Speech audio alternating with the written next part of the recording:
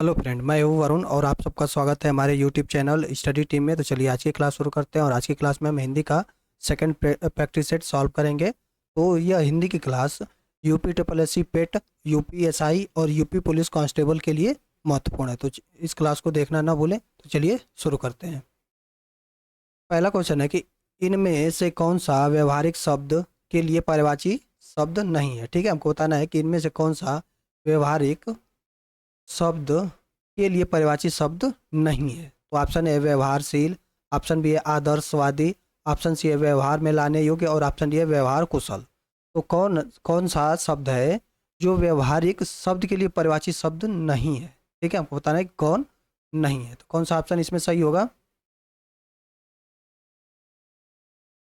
तो इसमें सही होगा हमारा ऑप्शन नंबर बी सही होगा। आदर्शवादी क्या है, ये व्यवहारिक शब्द के लिए क्या है, पर्यायवाची नहीं है। ऑप्शन नंबर बी सही होगा। अगले क्वेश्चन है, इनमें से कौन सी देवनागरी लिपि की वर्ण ध्वनि नहीं है। इनमें से कौन सी देवनागरी लिपि की वर्ण ध्वनि नहीं है, हमको बताना है। तो ऑप्शन है ग्रीवा ध्वनि, ऑप्शन बी है मूर्धा ध्वनि, ऑप्शन सी है कंठ ध्वनि और ऑप्शन ए दंतोष्ठ ध्वनि। तो देवनागरी लिपि की वर्ण ध्वनि कौन नहीं है। तो कौन इसमें नहीं है, तो ग्रीवा ध्वनि क्या है, ये देवनागरी लिपि की वर्ण ध्वनि नहीं है। ऑप्शन नंबर ए सही होगा। अगले क्वेश्चन पे चलते हैं। अगला है हिम तरंगिणी किसका काव्य संग्रह है। ठीक है, हिम तरंगिणी किसका काव्य संग्रह है। तो ऑप्शन है दिनकर, ऑप्शन बी है राजकुमार वर्मा, ऑप्शन सी है माखनलाल चतुर्वेदी और ऑप्शन डी है भगवती चरण वर्मा। तो हिम तरंगिणी किसका काव्य संग्रह है।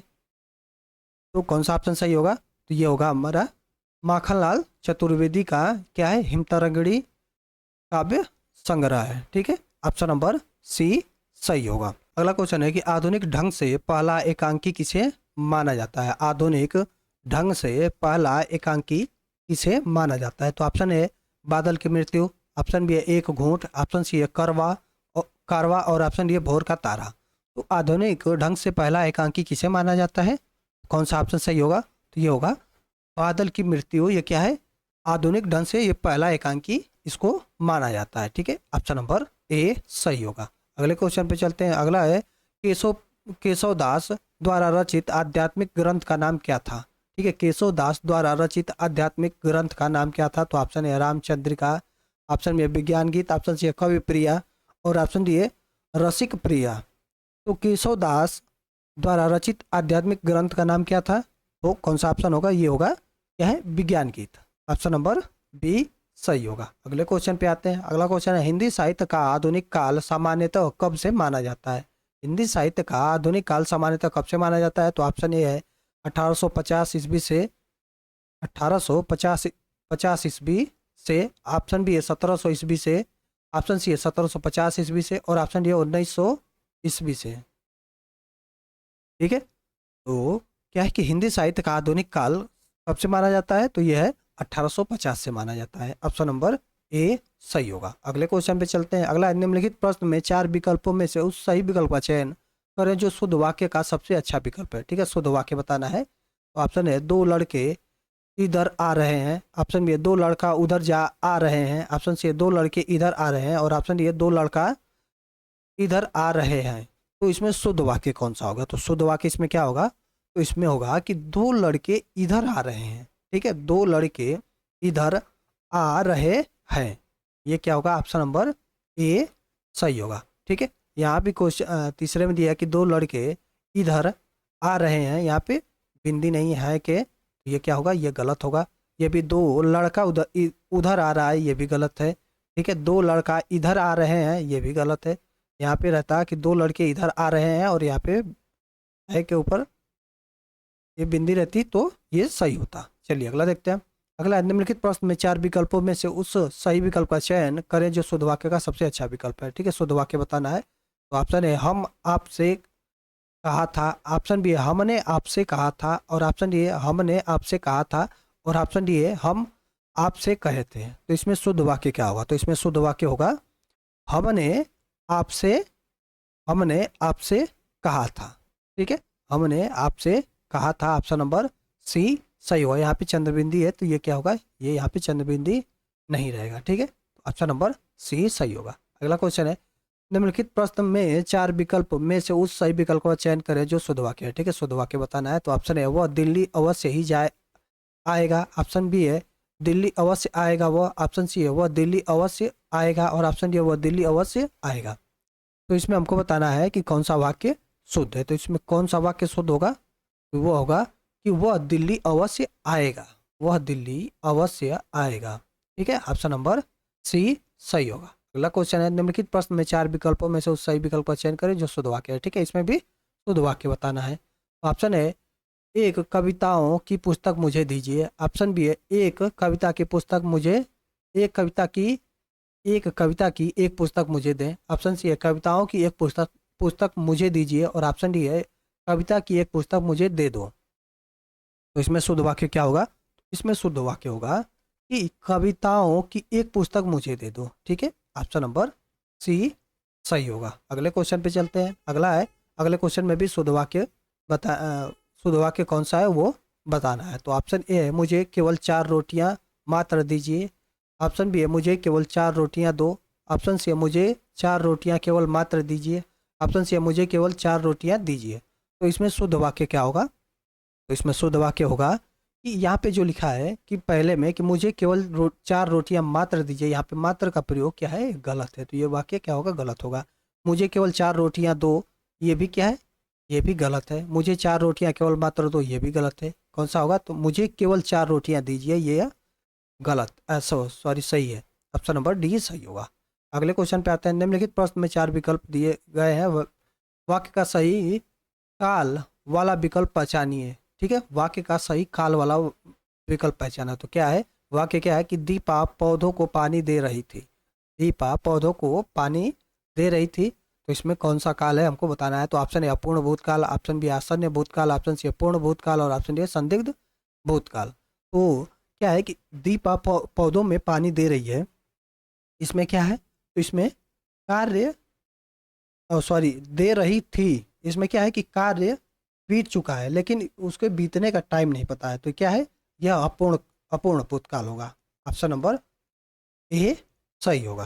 ठीक है, ऑप्शन नंबर ए सही होगा। काल, काल कितने प्रकार के होते हैं इनको जान लेते हैं। तो काल 3 प्रकार के होते हैं। काल कितने प्रकार के होते हैं, काल 3 प्रकार के होते हैं। कौन कौन सा, पहला होता है भूतकाल, पहला भूतकाल, दूसरा वर्तमान काल, वर्तमान काल, और तीसरा होता है भविष्यत काल, भविष्यत काल। ठीक है, काल के कितने भेद होते हैं, तो काल के 3 भेद होते हैं। कौन कौन से, तो पहला होता है भूतकाल, दूसरा होता है वर्तमान काल, और तीसरा होता है भविष्यत काल। ठीक है, अब बात करते हैं कि भूतकाल के कितने भेद होते हैं। ठीक है, भूतकाल के कितने भेद होते हैं, तो भूतकाल के 6 भेद होते हैं। कौन कौन से, इनको जानते हैं हम। भूतकाल के पहला होता है सामान्य भूतकाल, दूसरा होता है आसन्न भूतकाल, तीसरा होता है अपूर्ण भूतकाल, चौथा होता है पूर्ण भूतकाल, और पांचवा होता है संदिग्ध भूतकाल, और छठा होता है हेतुमत भूतकाल। ठीक है, बात करते हैं कि वर्तमान काल, वर्तमान काल के कितने भेद होते हैं। तो वर्तमान काल के 3 भेद होते हैं। कौन कौन से, तो सामान्य वर्तमान, अपूर्ण वर्तमान, और संदिग्ध वर्तमान। ठीक है, और भविष्यत काल के कितने भेद होते हैं, तो भविष्यत काल के 2 भेद होते हैं। कौन सा, तो एक सामान्य भविष्यत काल होता है और एक संभाव्य भविष्यत काल।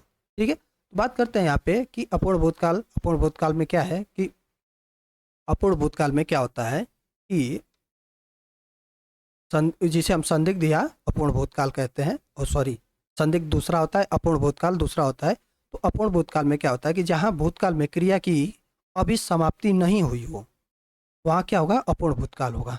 ठीक है, यहाँ पे क्या है कि पानी दे रही है, यह क्या है, क्रिया, इसमें पानी देने का क्रिया अभी चल रहा है, यानी कार्य अभी समाप्त नहीं हुआ है, तो यहाँ पे अपूर्ण भूतकाल होगा। आसन्न भूतकाल किसे कहते हैं, आसन्न भूतकाल किसे कहते हैं, तो आसन्न भूतकाल में क्रिया के जिस रूप से कार्य के होने का समय निकटतम समझा जाए, वहाँ क्या होता है, वहाँ आसन्न भूतकाल होता है। ठीक है, आसन्न भूतकाल में कि क्रिया के जिस रूप से कार्य के होने का समय निकट हो समझा जाए, वहाँ क्या होगा, आसन्न भूतकाल होगा। ठीक है, जैसे हमने बोला कि कमल गया है। ठीक है, तो यहाँ पे कमल गया है, क्या है, इसमें कार्य के होने का समय क्या है, एकदम निकट, यानी गया है, यानी लग रहा है कि अभी अभी गया है। ठीक है, तो यहाँ पे क्या होगा, आसन भूतकाल होगा। पूर्ण भूतकाल किसे कहते हैं? पूर्ण भूतकाल तो क्रिया के जिस रूप से यह ज्ञात हो कि कार्य समाप्त हुए बहुत समय बीत चुका है, वहाँ क्या होगा, पूर्ण भूतकाल होगा। जैसे हमने बोला कि श्याम के होने में, सॉरी, श्याम ने पत्र लिखा, ठीक है, श्याम ने पत्र लिखा, तो इसमें क्या है कि श्याम क्या है, पत्र लिखा, कब का लिखा, क्या है, वो लिख चुका है, उसके बीते हुए समय क्या हुआ, बीता हुआ समय, उसका समय बीत चुका है, यानी वो लिख चुका है, ठीक है, तो यहाँ पे पूर्ण भूतकाल होगा। संदिग्ध भूतकाल में क्या होता है कि संदिग्ध भूतकाल में होता है कि क्रिया के जिस रूप से भूतकाल का बोध हो किंतु कार्य के होने में संदेह हो, वहाँ क्या होगा, संदिग्ध भूतकाल होगा। जैसे हमने बोला, जैसे जैसे बच्चा आया होगा, बच्चा आया होगा, क्या है, यह संदिग्ध भूतकाल होगा। कि इसमें क्या है कि कार्य तो क्रिया के जिस रूप से भूतकाल का बोध हो किंतु कार्य के होने में संदेह हो, तो यहाँ पे क्या है कि संदेह व्यक्त किया जा रहा है कि बच्चा आया होगा, तो यहाँ पे क्या होगा, संदिग्ध भूतकाल होगा। चलिए आगे बढ़ते हैं। आगे निम्नलिखित प्रश्न में 4 विकल्पों में से उस विकल्प का चयन करें जो रेखांकित शब्द के आधार पर पुरुषवाचक सर्वनाम के भेद का सही विकल्प है। वह कल मुझसे मिलने आएगी, वह कल मुझसे मिलने आएगी, ठीक है, वह कल। तो ऑप्शन ए है संबंधवाचक सर्वनाम, ऑप्शन बी है मध्यम पुरुष, ऑप्शन सी है, यहाँ पे छूट गया, ऑप्शन सी है अन्य पुरुष, अन्य पुरुष, अन्य पुरुष, अन्य पुरुष वाचक होगा, ठीक है, अन्य पुरुष वाचक, और ऑप्शन डी है उत्तम पुरुष। तो इसमें क्या होगा कि वह कल मुझसे मिलने आएगी, तो यहाँ पे क्या होगा, यहाँ पे होगा अन्य पुरुष वाचक, ठीक है, ऑप्शन नंबर सी सही होगा। अगले क्वेश्चन पे चलते हैं। निम्नलिखित प्रश्न में 4 विकल्पों में से उस विकल्प का चयन करें जो वृत्ति के सही भेद का विकल्प है। वृत्ति के सही भेद का विकल्प है। यदि सारा सामान मिल गया जो भोजन अच्छा बनेगा, यदि सारा सामान मिल गया, यदि सारा सामान मिल गया जो भोजन अच्छा बनेगा, तो ऑप्शन ए संदेहार्थ, ऑप्शन बी संकेतार्थ, ऑप्शन सी है संभवार्थ, और ऑप्शन डी है निश्चयार्थ। तो इसमें क्या है कि वृत्ति के सही भेद इसमें क्या होगा, इसमें होगा कि यहाँ पे संकेत दिया जा रहा है कि अगर सारा सामान मिल गया होता तो भोजन मिल गया तो भोजन क्या बनेगा, अच्छा बनेगा। तो यहाँ पे क्या दिया जा रहा है, संकेत दिया जा रहा है। ऑप्शन नंबर ये क्या होगा, संकेतार्थ होगा, ऑप्शन नंबर बी सही होगा। अगले क्वेश्चन पे चलते हैं। निम्नलिखित प्रश्न में 4 विकल्पों में से उस विकल्प का चयन करें जो सही वाक्य भेद का विकल्प है, ठीक है। तो माँ ने कहा था कि उन्हें बाजार जाना है, माँ ने कहा था कि उन्हें बाजार जाना है, तो इसमें क्या है, ऑप्शन है मिश्र वाक्य, ऑप्शन बी है संयुक्त वाक्य, ऑप्शन सी है निषेधवाचक वाक्य, ऑप्शन डी है संकेतवाचक वाक्य। तो माँ ने कहा था कि उन्हें बाजार जाना है, तो इसमें क्या है, तो यह यहाँ की से ये दोनों जुड़ा हुआ है, तो क्या है, मिश्र वाक्य होगा, ऑप्शन नंबर ए सही होगा। अगला क्वेश्चन है, किसी की कही हुई बात को स्पष्ट करने के लिए वाक्य के अंत में किस चिन्ह का उपयोग करते हैं, ठीक है, किसी की कही हुई बात को स्पष्ट करने के लिए वाक्य के अंत में किस चिन्ह का प्रयोग करते हैं। तो ऑप्शन ए है लोप, ऑप्शन बी है लाघव, ऑप्शन सी है रेखांकन, और ऑप्शन डी है विवरण। तो क्या है कि किसी की कही हुई बात को, किसी की कही हुई बात को स्पष्ट करने के लिए वाक्य के अंत में किस चिन्ह का प्रयोग किया जाता है, तो यहाँ पे लगता है तो रेखांकन चिन्ह लगाया जाता है, ऑप्शन नंबर सी सही होगा। अगले क्वेश्चन पे आते हैं। निम्नलिखित प्रश्न में 4 विकल्पों में से उस विकल्प का चयन करें जो दिए गए मुहावरे का सही अर्थ वाला विकल्प है, ठीक है। मूंग की दाल खाने वाला, मूंग की दाल खाने वाला, इसका हमको बताना है, इस मुहावरे का अर्थ बताना है। तो ऑप्शन है सोच समझ कर काम करना, ऑप्शन बी है सीधा साधा व्यक्ति, ऑप्शन सी है कमजोर, और ऑप्शन डी है सुंदर होना।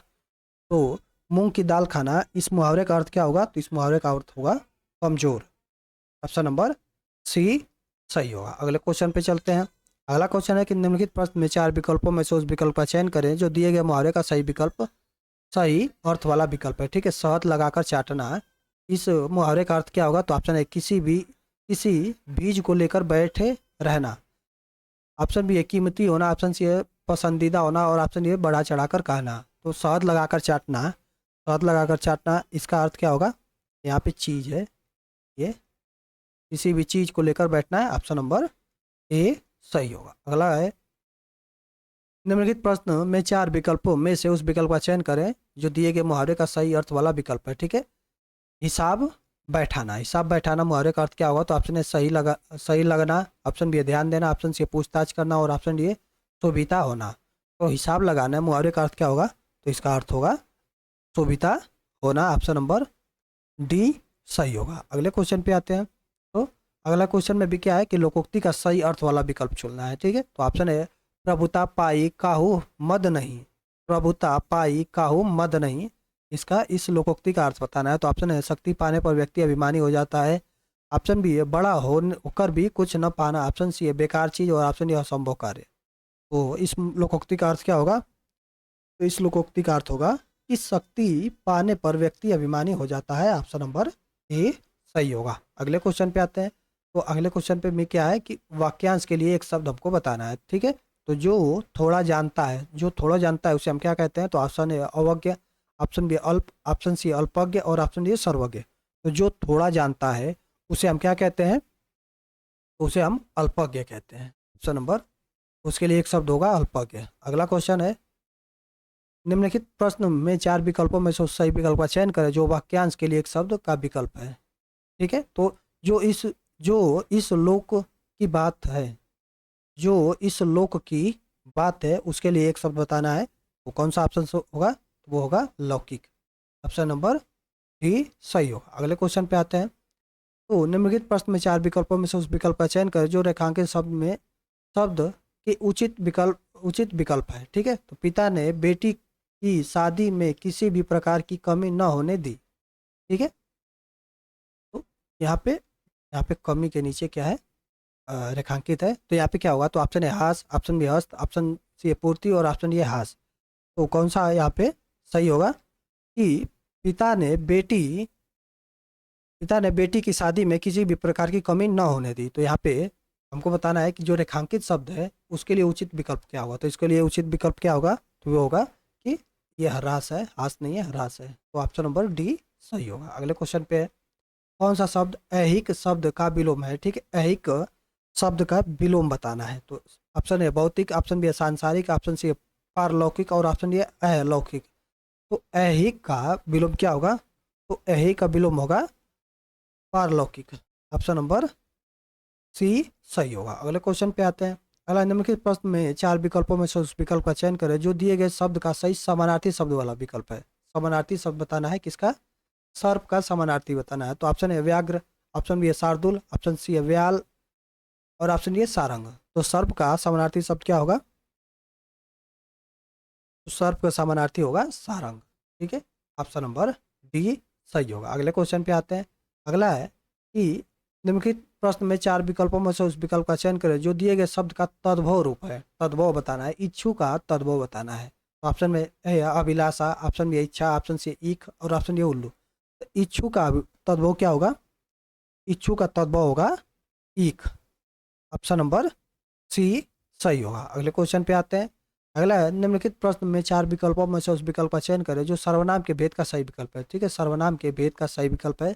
ऑप्शन है जिसको हमने बुलाया था वो आया है, जिसको हमने बुलाया था वो आया है, इसमें हमको सर्वनाम का भेद बताना है। तो ऑप्शन है निश्चयवाचक, ऑप्शन बी है उत्तम पुरुष, ऑप्शन बी है उत्तम पुरुष, ऑप्शन सी है संबंधवाचक और ऑप्शन डी है निजवाचक। तो इसमें क्या है कि सर्वनाम का कौन सा भेद होगा? तो क्या है कि यहाँ पे क्या है कि जिसको हमने बुलाया था वो आया है, इसमें क्या है? इसमें संबंधवाचक है, ठीक है। ऑप्शन नंबर सी सही होगा। अगले क्वेश्चन पे आते हैं। अगला है इनमें से कौन सा शब्द भाववाचक संज्ञा नहीं है, ठीक है। भाववाचक संज्ञा नहीं है। तो ऑप्शन है मनाही, ऑप्शन बी है विद्वता, ऑप्शन बी है सोना और ऑप्शन डी है खुशी। तो भाववाचक संज्ञा कौन नहीं है आपको बताना है। तो कौन नहीं है इसमें?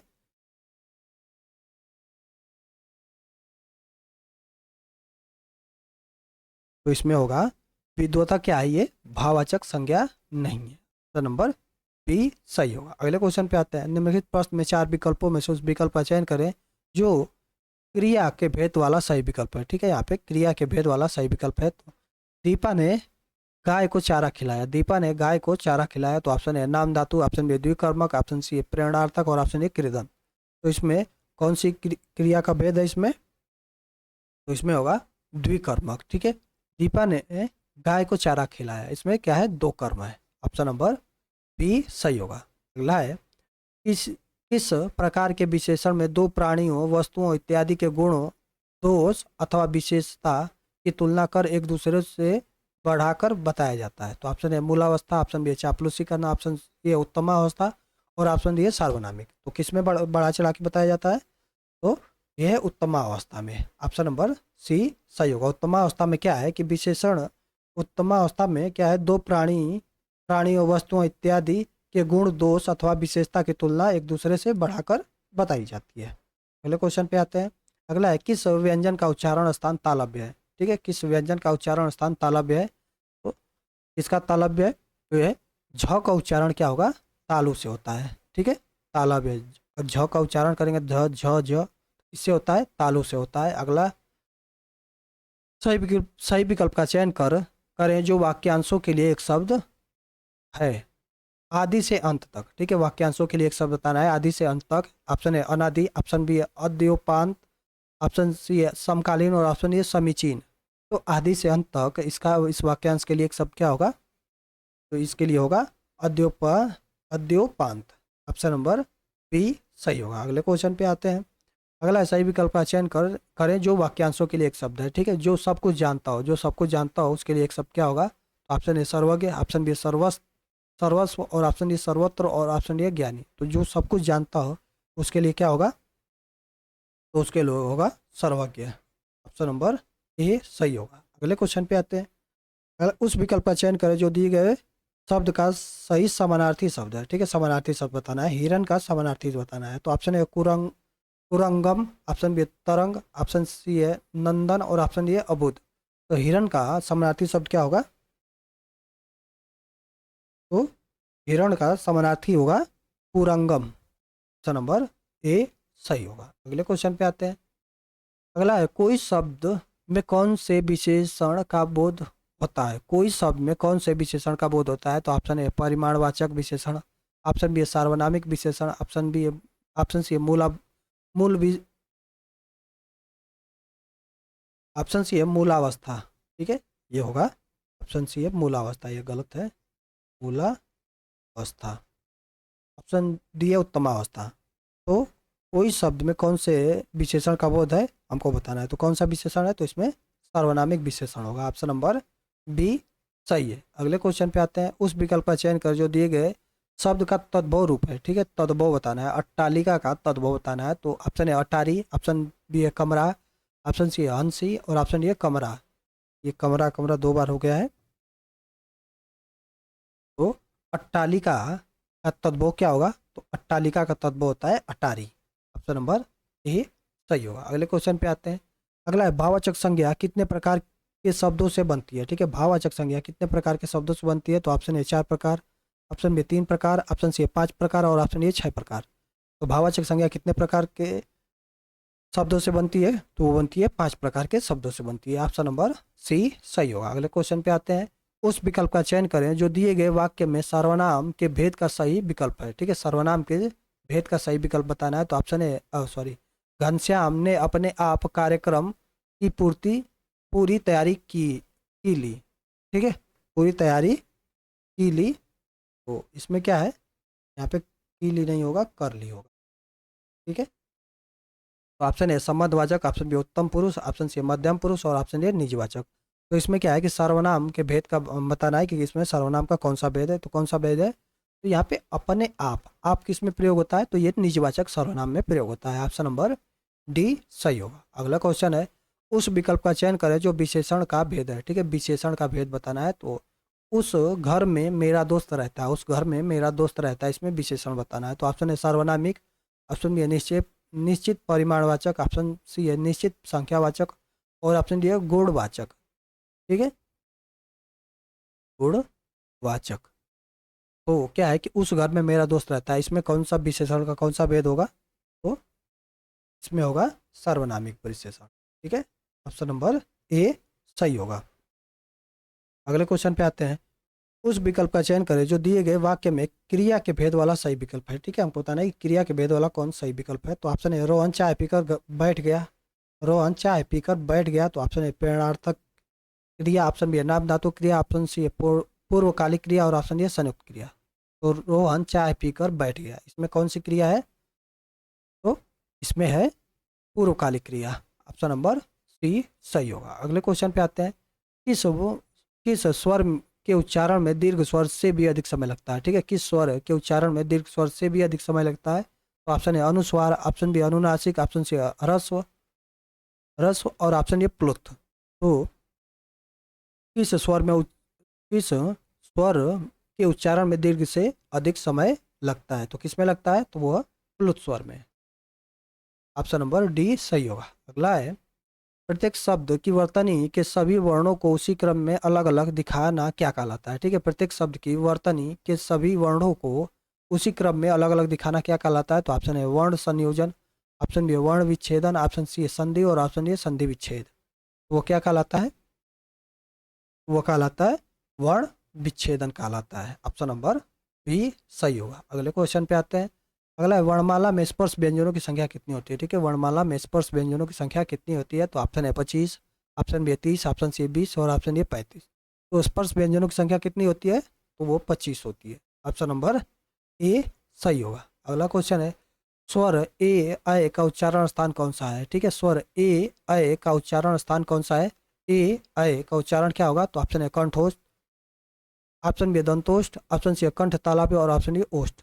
ए और अय का उच्चारण करेंगे तो इसका उच्चारण कहाँ से होगा? तो इसका होगा कंठ और तालु के माध्यम से, यानी कंठोष्ठ। तो ये ए और अय का उच्चारण कहाँ होता है? कंठ और तालु से होता है।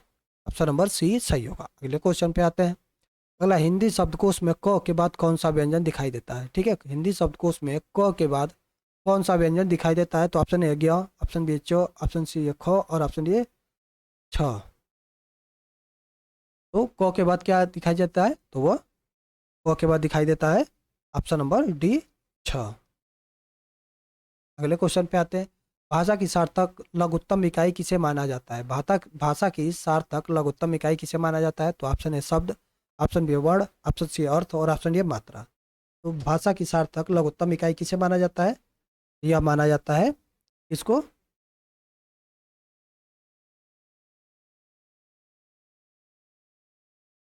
तो शब्द को माना जाता है। ऑप्शन नंबर ए सही होगा। अगले क्वेश्चन पे आते हैं। अगला है, ज्ञानदीप किसकी रचना है? ज्ञानदीप किसकी रचना है? तो ऑप्शन है Vrind, option B Bhushan, option C है शेख शेख नबी और ऑप्शन डी है रहीम। ज्ञानदीप किसकी रचना है? ज्ञानदीप है शेख नबी की। ऑप्शन नंबर सी सही होगा। अगले क्वेश्चन पे आते हैं। रामचंद्रिका की रचना किसने की है? रामचंद्रिका की रचना किसने की? ऑप्शन है सुंदर, ऑप्शन बी सेनापति, ऑप्शन सी है मोहनलाल मिश्र और ऑप्शन डी है केशव। तो क्या है, रामचंद्रिका की रचना किसने की? तो केशव ने की। ऑप्शन नंबर डी सही होगा। अगले क्वेश्चन पे आते हैं। अगला है, जयशंकर प्रसाद जी की पहली कहानी कौन सी थी? जयशंकर प्रसाद जी की पहली कहानी कौन सी थी? ऑप्शन है मुंडा, ऑप्शन बी है सालवती और ऑप्शन डी सी है ग्राम और ऑप्शन डी है मछुआरा। तो जयशंकर प्रसाद की पहली कहानी कौन सी थी? तो वो थी ग्राम। ऑप्शन नंबर डी सही। अगला है, सीता वनवास से संबंधित एक काव्य रचना कौन सी थी? सीता वनवास से संबंधित एक काव्य रचना कौन सी थी? ऑप्शन है सबरी, ऑप्शन बी महाप्रस्थान, ऑप्शन सी है संशय की एक रात और ऑप्शन डी प्रवाद पर्व। तो सीता वनवास से संबंधित एक काव्य रचना कौन सी थी? वो थी प्रवाद पर्व। ऑप्शन नंबर डी सही होगा। तो चलिए, आज की इस वीडियो में इतना ही। अगर आपको वीडियो अच्छी लगी हो तो वीडियो को लाइक करें और चैनल को सब्सक्राइब जरूर करें।